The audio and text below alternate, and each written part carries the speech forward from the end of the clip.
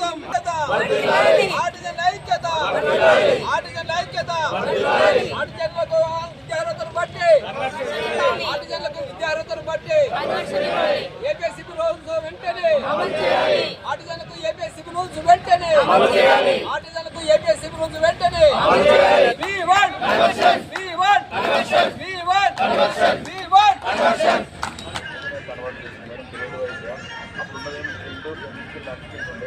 దాన్నే వ్యక్తీకరించి పార్టీషన్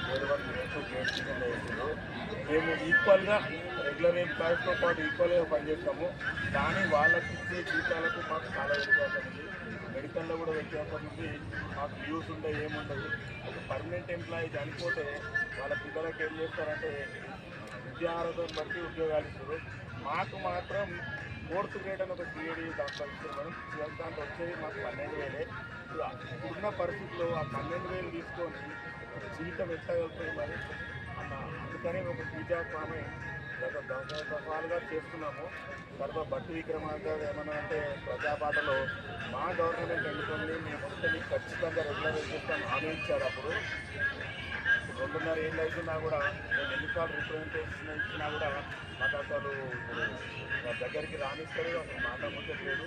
అప్పుడు చెప్పిన వాస్తవాలను కూడా మేము గుర్తించితే ఈ ఆర్టిషన్లు అంటే ఎవరు, ఎక్కడున్నారు, ఎక్కడ పనిచేస్తారు అని ఇప్పుడు మాట్లాడుతున్నారు మేడం. మా బాధ ఏంటంటే మేము రెగ్యులర్ ఉద్యోగాలతో పాటు ప్రతి అటెండర్ క్యాడర్ నుంచి కూడా లైన్ మీద పనిచేస్తుంటాము. మరి మేము తిరిగి ఇంటికి వెళ్తామో లేదో కూడా తెలియని పరిస్థితిలో ఉంది. కాబట్టి మాకు యాజమాన్యం ఎటువంటి న్యాయం చేయడం లేదు. అలాగని మేము ఏమనుకుంటాం, మన ప్రభుత్వం వచ్చింది కాబట్టి మీ ద్వారా తెచ్చి మాకు న్యాయం చేకూరుస్తామని కోరుతున్నాం. అట్లనే జగన్న కూడా చెప్పి మాకు తగిన సహాయం చేయొచ్చని ఈ మీడియా ముద్ర ద్వారా మేము తెలియజేస్తున్నాం.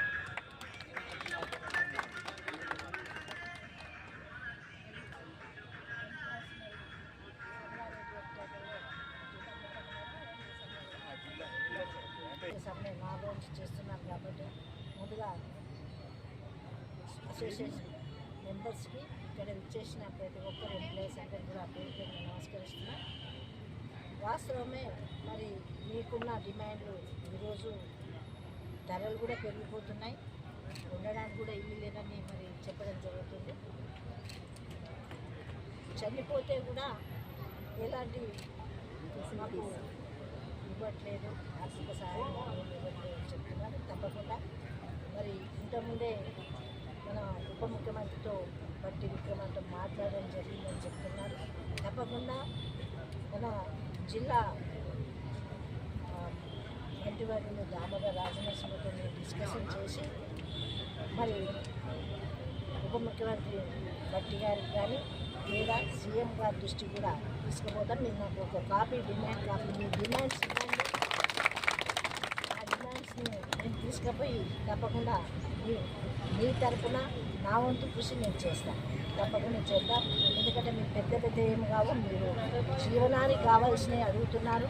కాబట్టి మీరు చేసే పని మాత్రం నిజంగా చాలా కష్టంగా ఉంటుంది.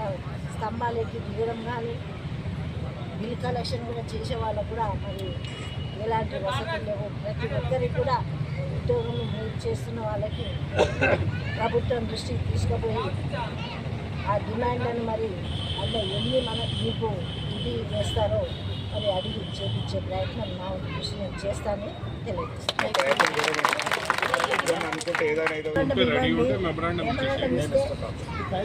జగ్గారెడ్డి సార్తోనే మీరు కూడా రండి, మేము కూడా వస్తాం.